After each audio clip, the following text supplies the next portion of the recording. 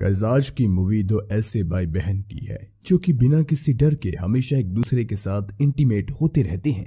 लेकिन एक दिन उन्हें ऐसा करते उनकी मॉम देख लेती है और आगे क्या हुआ ये जानने के लिए वीडियो को अंत तक देखते रहें। और हाँ गाइस, वीडियो शुरू करने से पहले एक छोटी सी रिक्वेस्ट है कि आप हमारे सेकंड चैनल दी हॉली फैन को भी जरूर सब्सक्राइब करें ताकि आपको ऐसे ही ऑसम वीडियोस देखने को मिलती रहे। तो चलिए वीडियो को शुरू करते हैं। मूवी की शुरुआत में हम लूसिया को देखते हैं जो कि अपने हस्बैंड डैनियल के साथ एयरपोर्ट पर जाने के लिए रेडी हो रही थी क्योंकि आज उसका बेटा एज़ेकियल स्पेन से वापस आने वाला था। कुछ देर बाद लूसिया और डैनियल अपनी बेटी मिमी और बेटे जेरेमियस को घर पर अकेला छोड़कर एयरपोर्ट के लिए निकल जाते हैं। अगले सीन में हम मिमी को देखते हैं जो कि टीवी देख रही होती है। तभी उसका भाई जेरेमियस उसके पास आता है और उसकी खूबसूरती की तारीफों के पुल बांधने लगता है। इसके बाद दोनों बाथरूम में एक साथ नहाने चले जाते हैं और हमें दोनों के बीच चल रही एक अजीब सी रिलेशनशिप के बारे में पता चलता है। दूसरी तरफ हम मिमी की मॉम लूसिया और डैड डैनियल को देखते हैं जो कि एयरपोर्ट पर अपने बड़े बेटे एज़ेकियल को लेने जा रहे थे। दरअसल एज़ेकियल स्पेन में जॉब करता था और वहीं पर उसने मॉन्टसे नाम की लड़की से चुपचाप शादी भी कर ली थी। एज़ेकियल काफी दिनों के बाद अपनी वाइफ को अपने साथ लेकर पेरेंट्स से मिलने आया था। उसे देखकर मिमी और जेरेमियस भी बड़े खुश होते हैं क्योंकि काफी लंबे समय के बाद तीनों भाई बहन मिल रहे थे। सीन कट होता है और हम पूरी फैमिली को एक साथ लंच करते हुए देखते हैं। तभी अचानक मिमी वहां से उठकर चली जाती है क्योंकि उसके डैड स्मोकिंग करने लग गए थे। शाम को मिमी और जेरेमियस ग्रोसरी शॉपिंग करने के लिए एक सुपरमार्केट में जाते हैं। वहीं मिमी जेरेमियस से उसकी एक्स गर्लफ्रेंड को लेकर मजाक करने लगती है और इसी बात को लेकर दोनों एक दूसरे से बहस कर बैठते हैं। उसी रात एज़ेकियल के वापस आने की खुशी में उसकी मॉम ने एक पार्टी रखी होती है जिसमें वो अनाउंस करती है कि वो एज़ेकियल और मॉन्टसे की दोबारा शादी करवाने वाली है। अब क्योंकि एज़ेकियल ने चुपके से स्पेन में शादी कर ली थी जिसमें ना तो उसकी मॉम जा पाई थी और ना ही उसके डैड, इसलिए उन्होंने उनकी दोबारा शादी करवाने का डिसाइड करा था। पार्टी में अचानक लूसिया को जोर की लग जाती है और वो हल्का होने के लिए बाथरूम में जाती है जहां मिमी और जेरेमियस एक दूसरे से लिपटे हुए थे। लेकिन नशे में होने के कारण लूसिया उन दोनों पर ज्यादा ध्यान नहीं दे पाती और उन दोनों का भांडा फूटते फूटते रह जाता है। अब अगले ही दिन से लूसिया अपने बेटे की शादी की तैयारी में लग जाती है। उसी रात तीनों भाई बहन मॉन्टसे के साथ एक क्लब में एंजॉय करने के लिए जाते हैं। क्लब में डांस करने के दौरान मॉन्टसे मिमी को अपने सेक्सुअल एक्सपीरियंस के बारे में बताते हुए कहती है कि मैं तो एक बार लेस्बियन के साथ भी इंटीमेट हो चुकी हूँ। मिमी को मॉन्टसे की बातें सुनकर बड़ी हैरानी होती है, लेकिन इससे पहले कि वो मॉन्टसे से कुछ और पूछ पाती, मॉन्टसे उसे एक गोली खाने के लिए देती है जिसे खाते ही मिमी को नशा हो जाता है। इसके बाद मिमी जेरेमियस को अपने साथ क्लब के वॉशरूम में ले जाती है जहां दोनों एक दूसरे के साथ इंटीमेट हो जाते हैं। क्लब से घर वापस लौटते समय जेरेमियस नशे में गाड़ी चला रहा होता है और बड़ी मुश्किल से सभी सही सलामत घर पहुंच जाते हैं।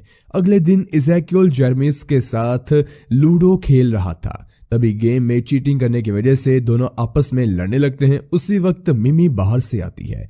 वो बाहर हो रही बारिश की वजह से बिल्कुल भीग चुकी थी। वहीं लूसिया के पूछने पर वो बताती है कि मेरी गाड़ी का पेट्रोल ही खत्म हो गया था। इस बात से लूसिया काफी भड़क जाती है और मिमी को खरी खोटी सुनाने लगती है। दरअसल लूसिया अपने बच्चों को बहुत प्यार करती थी और उनकी बहुत केयर भी किया करती थी। इसके बाद लूसिया अपनी फैमिली के सभी मेंबर्स को अपनी एक ओल्गा नाम की फ्रेंड के बारे में बताती है। वो कहती है कि ओल्गा की एक 15 साल की बेटी है जो हाल ही में दूसरी बार प्रेग्नेंट हो गई है और उसका कोई बॉयफ्रेंड भी नहीं है। इस पर डैनियल कहता है कि तुम्हें क्या लगता है ओल्गा की बेटी प्रेग्नेंट कैसे हो सकती है। इस पर लूसिया कहती है कि जरूर ये काम ओल्गा के हस्बैंड का होगा। ये सुनते ही मिमी और जेरेमियस एक दूसरे को देखने लगते हैं क्योंकि उन दोनों के बीच में वही सब तो चल रहा था। यहाँ डैनियल लूसिया से कहता है तुम्हें पक्का यकीन है ना कि ये काम ओल्गा के हस्बैंड ने ही किया होगा। इस पर लूसिया कहती है कि हाँ, मुझे पूरा यकीन है क्योंकि ओल्गा हर रोज दूसरों के घर में मेड की नौकरी करने के लिए जाती है और उसका हस्बैंड अपनी बेटी के साथ घर में अकेला रहता है। मैंने ओल्गा से इस बारे में पूछा था और उसने मुझे बताया कि उसकी बेटी का कोई बॉयफ्रेंड नहीं है। अगले सीन में हम देखते हैं कि मिमी को नींद नहीं आ रही होती, इसलिए वो जेरेमियस के कमरे में जाकर उसके साथ सो जाती है। इसके कुछ ही देर बाद दोनों एक दूसरे को किस करने लगते हैं और इंटीमेट हो जाते हैं। दूसरी तरफ इज़ेकियल को भी नींद नहीं आ रही थी, इसलिए वो भी घर में इधर उधर टहलने लगता है। इसी दौरान वो देखता है कि मिमी अपने कमरे में नहीं है और उसे जेरेमियस के कमरे में अजीब अजीब सी आवाजें सुनाई देती है। इसलिए जब वो जेरेमियस के कमरे में झांक कर देखता है तो उसके पैरों तले जमीन खिसक जाती है, क्योंकि उसके दोनों भाई बहन बगैर कपड़ों में एक दूसरे से लिपटे हुए थे। इज़ेकियल वही छुप जाता है और मिमी के चले जाने के बाद अंदर कमरे में जाकर जेरेमियस को मारने लगता है। वो कहता है कि अगर दोबारा तुमने ऐसा किया तो मैं मॉम को सब कुछ बता दूंगा। इसके बाद इज़ेकियल मॉन्से के पास जाकर रोते हुए उसे सब कुछ बता देता है। अगली सुबह इज़ेकियल ने किसी को पिछली रात वाली बात नहीं बताई थी, लेकिन मिमी को अब वो अजीब नजरों से देखने लगा था, क्योंकि कल रात जो उसने देखा उस वजह से उसका मिमी को देखने का नजरिया अब बिल्कुल बदल चुका था। कुछ दिनों बाद इज़ेकियल और मॉन्से की दोबारा शादी हो जाती है और शादी में हम जेरेमियस को देखते हैं जो कि काफी अपसेट था। उसे इस बात का डर था कि कहीं इज़ेकियल उसके पेरेंट्स को उसकी सच्चाई ना बता दे। दूसरी तरफ इज़ेकियल मिमी के बाथरूम में घुस जाता है, जो कि उस वक्त कपड़े पहन रही होती है। इज़ेकियल मिमी को गंदी नजरों से देखने लगता है, साथ ही साथ उसके काफी करीब आकर उसे सेड्यूस भी करने लगता है। इसी बात से नाराज होकर मिमी इज़ेकियल को एक थप्पड़ मार देती है और बाहर गार्डन में जाकर अकेले में रोने लगती है। अगले ही दिन इज़ेकियल अपनी वाइफ मॉन्से को लेकर स्पेन वापस चला जाता है। उसके जाने के बाद जेरेमियस चैन की सांस लेता है, क्योंकि इज़ेकियल ने किसी को कुछ नहीं बताया था। इसके बाद हम लूसिया को देखते हैं जो कि अपने ऑफिस जाने के लिए तैयार हो रही थी।